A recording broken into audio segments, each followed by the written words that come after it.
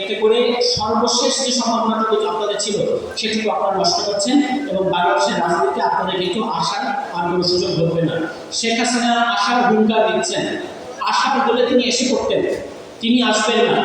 এবং আপনারা যদি আজকে তারিখ সহ লিখে রাখেন, মিলিয়ে দিয়েন, বাংলাদেশের মাটিতে শেখ হাসিনার জানাজা হবে না, শেখ হাসিনার দাফন কাফন হবে না, তাকে ওই দিল্লিতেই মরে যেতে হবে এবং তার লাশ হয়তো কোনো এক পুকুরে কিংবা কোনো এক নদীতে ভাসিয়ে দেবে দিল্লি।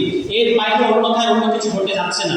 যতই তিনি হুঙ্কার দেন না কেন, তার আসার কোনো সাহস নাই। এবং তাকে ভারত এখন রাখছে বটে, কিন্তু ভারত কিন্তু তাকে দালাই লামার মতো ব্যবহার করতে পারবে না।